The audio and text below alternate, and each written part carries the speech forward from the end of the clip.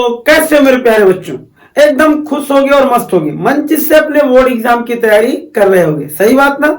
तो आज हम लोग बेटा अपने इस प्यारे से यूट्यूब चैनल में इस गुरुकुल पर क्लास 10th के फिजिक्स के पहले चैप्टर जिसका नाम है क्या, रिफ्लेक्शन, लाइट का चैप्टर है रिफ्लेक्शन एंड रिफ्रैक्शन, यानी परावर्तन और अपवर्तन। इसमें 20 एमसीक्यू क्वेश्चनों का अध्ययन करेंगे और ये सारे क्वेश्चन बेटा ना बोर्ड की बेसिस पर बहुत ही ज्यादा इंपॉर्टेंट है, इसलिए इनको एकदम मन और चित्त से पढ़ने। और एक चीज कि एकदम लास्ट तक वीडियो को देखना, कहीं भी स्किप करने का प्रयास ना करना, तभी पूरी तरीके से समझ में तुम्हारे 20 क्वेश्चन आएंगे। देखो बहुत कम समय में हम लोग सारे क्वेश्चन की स्टडी करते हैं, तो इसलिए इतना समय भी अगर हम नहीं रुक सकते तो समझ लो तब तो 4 घंटे 5 घंटे बैठना ही हमारे लिए कठिन हो जाएगा। इसलिए चलो हम लोग एक क्वेश्चन से बिना समय की देरी किए हुए देखते हैं।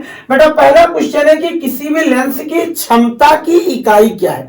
वैसे तो लेंस के क्षमता की इकाई होती है लल्लू डायोप्टर, लेकिन इसका मतलब क्या होता है, इसकी अगर इकाई देखोगे ना तो होता है कि 1/मीटर, और 1/मीटर का मतलब हो जाएगा मीटर इनवर्स। क्या हो जाएगा, मीटर इनवर्स।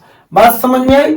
अगला एक क्वेश्चन है कि उत्तल लेंस के F तथा 2F के बीच स्थित किसी वस्तु का प्रतिबिंब कैसा होगा। अगर कोई उत्तल लेंस है ना और देखते हो तुम लोग उसमें 2 फोकस दूरियां दी जाती हैं, अगर कोई वस्तु दोनों फोकस दूरियों के बीच में रखा होगा तो एक चीज जान लेना कि वस्तु का जो प्रतिबिंब होगा बेटा वो वास्तविक बनेगा। पहली चीज वास्तविक बनेगा। वास्तविक कहां, यहां भी है वास्तविक, छोटा उल्टा तो यहां भी है। और उत्तल लेंस में हमेशा प्रतिबिंब बड़ा बनता है, तो इसका मतलब ये नहीं होगा, ये वाला सही होगा। यानी अगर तुम्हारा कॉन्वेक्स लेंस है तो जो उसका इमेज बनेगा बेटा वास्तविक बनेगा, बड़ा बनेगा और उल्टा बनेगा, तो ये वाला ऑप्शन अपना सही हो गया। बात समझ में आई। नेक्स्ट क्वेश्चन चलो, किसी दर्पण द्वारा आपका प्रतिबिंब सदैव सीधा प्रतीत होता है। किसी दर्पण द्वारा अगर मेरा प्रतिबिंब सदैव सीधा हो रहा है तो हम लोग जानते हैं जब मुंह देखने वाला शीशा होता है उसमें भी हम एकदम सीधे दिखते हैं, इसका मतलब समतल भी हो सकता है। और दूसरी चीज और एक चीज होता है बेटा, कौन सा, उत्तल, तो इसमें ऑप्शन ये दोनों सही है, इसका मतलब बी व सी सही है। समझ में आई बात लल्लू। आगे हम लोग किसी लेंस से वस्तु का प्रतिबिंब आभासी, सीधा और वस्तु से छोटा बनता है। एक चीज जान लेना कि अगर लेंस में आभासी बन रहा है तो हमेशा अवतल में होता है, तो अवतल लेंस जहां होगा वहां टिक लगा दो। अवतल मींस कॉनकेव लेंस। अगला है कि एक उत्तल दर्पण द्वारा उत्पन्न आवर्धन, मैग्निफिकेंस जो होता है उत्तल दर्पण द्वारा अगर आवर्धन होगा तो बेटा वो 1 से कम होगा, तो 1 से कम जहां भी हो अपना वहां टिक लगा दो। समझ में बात आ रही है लल्लू कि नहीं आ रही है? आ रही है। आगे चलते हैं कि प्रकाश की चाल सबसे अधिकतम कहां होती है। देखो बेटा सबसे अधिकतम प्रकाश की चाल जो होती है वो वैक्यूम में होती है, निर्वात में होती है। तो यहाँ जल में नहीं, कांच में नहीं, हीरे में नहीं, कौन सा ऑप्शन अपना सही है, वैक्यूम में, निर्वात में। समझ में आ रहा है लल्लू, आ रहा है ना। तो आगे कांच का अपवर्तनांक 1.5 है, यानी जो इसका यन दिया गया वो 1.5 है। फिर उसके बाद बेटा कह रहा है कि वायु में प्रकाश की चाल जो इसकी भी है वो कितना है, 3 × 10⁸ है। और भी यानी सी हो गया और भी निकालना है। ध्यान से मेरी बात सुनो, यानी n बराबर क्या होता है, n बराबर होता है C/V। तो अगर मैं n को यहां ले जाऊं और v को यहां ले आऊं तो मेरा हो जाएगा क्या, v = C/n। तो C मेरा जो था वो था 3 × 10⁸ और n जो था वो 1.5 था, यानी 15 दूना 30, 2 से कट जाएगा, यानी आंसर आएगा 2 × 10⁸। तो 2 × 10⁸ कहां है, यहां है, मीटर पर सेकंड। समझ में आ गई बात बेटा। अगला है कि एक दर्पण द्वारा बना प्रतिबिंब आभासी, सीधा तथा वस्तु से बड़ा है। अगर वो आभासी है, सीधा है और वस्तु से बड़ा है, आभासी है, सीधा है और वस्तु से क्या होता है, छोटा, इसको तो छोड़ो। यहाँ क्या है कि एक दर्पण द्वारा बना प्रतिबिंब क्या है, आभासी, सीधा तथा वस्तु से बड़ा। और अगर आभासी, सीधा, वस्तु से बड़ा है तो यहाँ टिक लगा दो, किस पर, यहाँ अवतल पर, किस पर लगा दो। और अंत में एक गोलीय दर्पण की वक्रता केंद्र तथा ध्रुव की दूरी, वक्रता केंद्र और ध्रुव की दूरी मतलब r, तो r बराबर दिया है 20, तो एफ निकालना है बेटा। एफ बराबर होता r/2 यानी 20/2 और इसको काट दोगे तो कितना आ जाएगा 10। तो 10 जहां हो वहीं टिक लगा दो यहां। इस तरीके से बेटा ये अपना आज 1 से 9 तक ये वाला क्वेश्चन सॉल्व करो। फिर हम लोग अगले क्वेश्चन पर चलते हैं तुरंत, यानी ये 1 से 9 तक पहले स्क्रीनशॉट ले लो। तो अब हम लोग बेटा क्वेश्चन नंबर अपना 10 देखते हैं। बात समझ में आया लो। 10 में क्या कह रहा है कि निम्न में से कौन सा पदार्थ लेंस बनाने में प्रयोग नहीं किया जाता, यानी किस पदार्थ का यूज हम लोग लेंस बनाने में नहीं करते हैं। देखो जल का प्रयोग जो है, जो जल है इसका प्रयोग लेंस बनाने में हो सकता है, कांच का भी, प्लास्टिक का भी, बट मिट्टी का यूज नहीं होता। इसलिए लिख देना कि मिट्टी का यूज लेंस बनाने में नहीं होता। अगला कह रहा है दर्पण की फोकस दूरी यानी मिरर की फोकल लेंथ के लिए फार्मूला। देखो मिरर की फोकल लेंथ के लिए होता है बेटा 1/f बराबर 1/u प्लस 1/v। तो 1/u प्लस ये भी वाला सही है।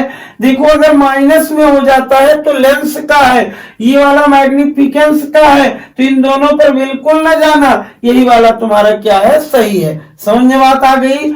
अगला कह रहा है वक्रता त्रिज्या तथा फोकस दूरी में क्या संबंध है।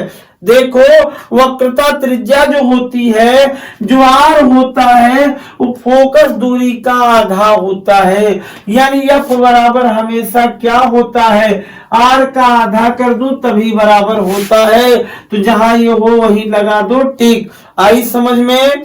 नेक्स्ट में किसी अवतल दर्पण की फोकस दूरी 10 सेमी है, वक्रता त्रिज्या क्या होगी। देखो आ गया क्वेश्चन, फोकस दूरी एफ दिया है, वक्रता त्रिज्या आर पूछ रहा है, जरा इसको इधर गुणा कर दो तो क्या हो जाएगा 2 गुणे एफ हो जाएगा आर का मान। फोकस दूरी दी कितनी है 10 और 10 का मल्टीप्लाई 2 से कर दोगे तो कितना हो जाएगा 10 2 जा 20। आया समझ में, कोई दिक्कत तो नहीं। अगला कह रहा है 20 सेमी फोकस दूरी वाले अवतल लेंस, यानी फोकस दूरी तुम्हारी कितनी दे दिया 20 सेमी। और लेंस है बेटा अक्ष पर कोई बिंब रखा हुआ है, ठीक है, प्रतिबिंब लेंस से 30 सेमी दूर बनता है, तब लेंस की देखो यानी वस्तु क्या है प्रतिबिंब लेंस से 30 सेमी दूर बनता है, तब लेंस से बिंब की दूरी, बिंब मतलब यू की दूरी निकालना है। किसकी दूरी निकालना है यू की दूरी निकालना है, यानी प्रतिबिंब लेंस से 30 सेमी दूर बन रहा है तो किसकी दूरी निकालना बिंब। बिंब माने वस्तु कहाँ रखी है, ऑब्जेक्ट की डिस्टेंस। देखो फार्मूला होता है 1/f बराबर 1/v माइनस 1/u। हम लोग इसको इधर लेकर चले आए, इसको इधर लेकर चले आए, समझ में लल्लू बात आई।